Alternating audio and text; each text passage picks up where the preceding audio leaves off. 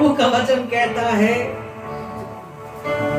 जो प्रभु के राह पर नहीं चलता उससे आप अलग हो जाएं। आप सोचिए, प्रभु के भवन में आने में लेट नहीं थे, लेकिन अब लेट क्यों हो?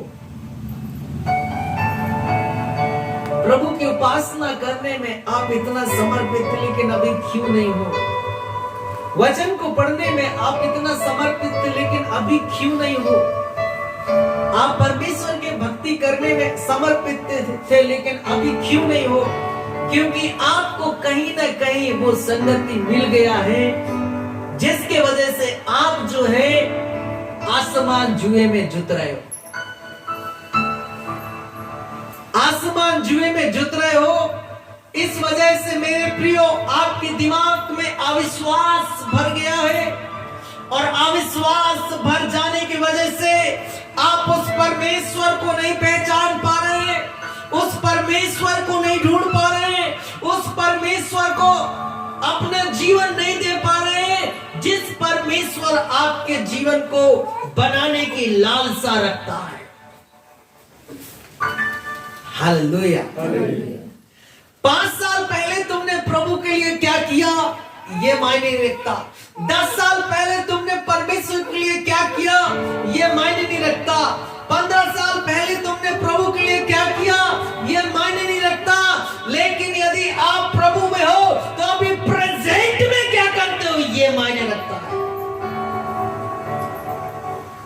प्रभु बीते हुए बातों को वो भूल गया, बीते हुए जिंदगी को भूल गया, लेकिन आप क्या आप प्रतिदिन परमेश्वर के भय के साथ में एक विश्वास करने वालों के साथ में आपकी संगति है, या फिर अविश्वास करने वालों के साथ में आपकी संगति है? हालेलुया।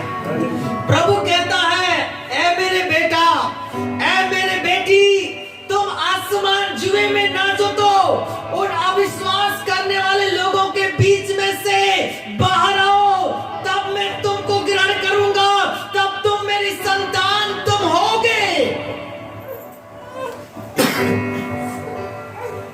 Hallelujah, hallelujah. और कहता है, धार्मिकता और अधर्म का क्या मेल? आज मैं आपको बता रहा हूं, आपने 5 साल पहले बहुत अच्छा धर्म के काम करते थे, 10 साल पहले आपने बहुत अच्छा धार्मिकता के काम करते थे, 15 साल पहले, 20 साल पहले आपने बहुत अच्छा धार्मिकता के काम किए, लेकिन उस समय आपकी संगति धार्मिक काम करने वालों के साथ में था। धार्मिकता के साथ में जीने वालों के संगति आप किया करते थे। लेकिन अभी वो धर्म के काम क्यों नहीं हो रहा है? क्योंकि अभी आपके संगति अधर्म के काम करने वालों के साथ में है। हालेलुया। परमेश्वर का वचन कहता है, आप ऐसे लोगों के बीच से बाहर हो, ऐसे लोगों के बीच में से अलग हो जाओ, तब तुम मेरी पुत्र, मेरी पुत्रियां ठहराए जाओगे और कहलाए भी जाओगे। हालेलुया। अब आप बोलोगे, पास्टर साहब, मैंने इतने साल पहले इतना उपवास प्रार्थना किया, बिल्कुल भूकंप आ गया। मैंने इतना प्रार्थना किया कि बिल्कुल तहलका मच गया। मैंने इतना प्रार्थना किया कि बिल्कुल बड़े अद्भुत काम हुआ, लेकिन अभी क्यों नहीं हो रहे हैं? अभी क्यों नहीं हो रहे हैं? अभी हलचल क्यों नहीं मच रहा है? अभी तो डबल मचना चाहिए ना, अभी तो डबल काम होना चाहिए ना। लेकिन अभी वो डबल का वो काम भी नहीं हो रहा है जो पहले हुआ था। वो इसलिए नहीं हो रहा है क्योंकि अभी धार्मिकता की जिंदगी नहीं है, लेकिन अधार्मिकता की जिंदगी होने की वजह से वो काम नहीं हो रहा है जो काम प्रभु कराना चाहता है।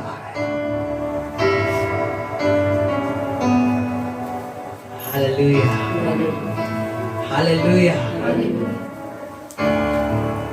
10 साल पहले तुमने प्रार्थना किया, अद्भुत काम हुए। 25 साल पहले तुमने प्रार्थना किया, अद्भुत काम हुए, लेकिन अभी क्यों नहीं हो रहा है? अभी क्यों नहीं हो रहा है?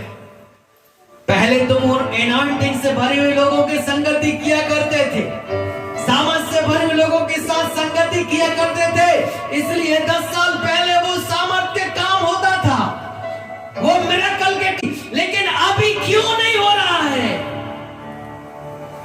क्यों नहीं हो रहा है? क्योंकि आप अभी उन अभिषेक लोगों के संगति में आपका जीवन नहीं है, उनके साथ में नहीं है। अभी तो उन अविश्वास करने वालों के साथ में आपकी जिंदगी है, उन आज्ञाकारी लोगों के साथ में। इसलिए जैसे उनकी जिंदगी में प्रभु काम नहीं कर रहा, वैसे तुम्हारी जिंदगी के द्वारा भी प्रभु काम नहीं कर रहा है। इसलिए कहता है, अविश्वास करने वाले लोगों से बाहर आ जाओ, आसमान जुए में आप ना जुटो। हालेलुया। मैंने इतना प्रार्थना किया, प्रभु ने इतना अद्भुत काम किया, लेकिन आज क्यों नहीं कर रहा है? पहले तुम पवित्रता के खोजी थे, लेकिन अभी पवित्रता के खोजी नहीं हो, इसलिए प्रभु काम नहीं कर रहा है।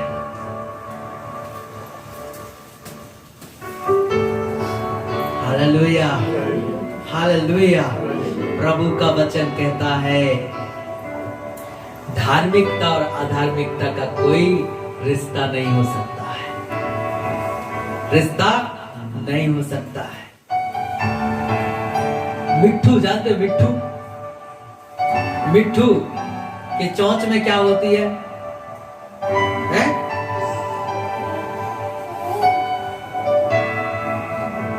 विष होता है, विष।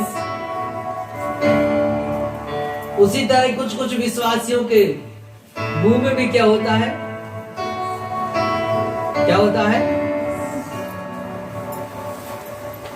वो देखने में अच्छा चोंच दिखता है ना, मिट्टू के नहीं दिखता है, पतला सा जीभ, छोटा सा जीभ ऐसे पकड़ता है उस नोक कि वो अच्छा निकाल देता है। ऐसे लोगों के बीच से भी आपको निकलना है। दिखने में सुंदर, दिखने में सुशील, दिखने में अच्छा, और उनके मुंह में क्या है? वो चोंच लगा हुआ, उससे वो काट देते हैं, और वो काटने की वजह से आप बिल्कुल समझ नहीं पाओ कि ये कैसे काट दिया। और जब आपके अंदर वो विष समझ आएगा ना, तो आप भी कैसे बन जाएंगे? उसी तरह बन जाएंगे।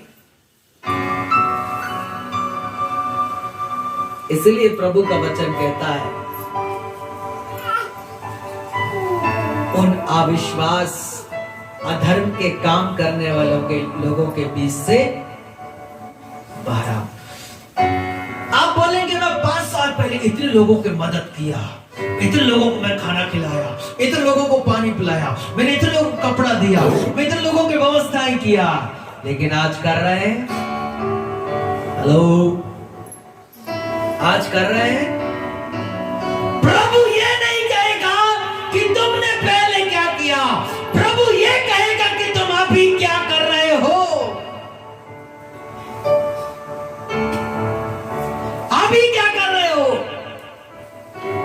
बोलेगे पास साहब, मैंने पिछले साल ऐसा काम किया प्रभु के लिए, लेकिन इस वर्ष किए किए किए उस साल को प्रभु भूल जाता है,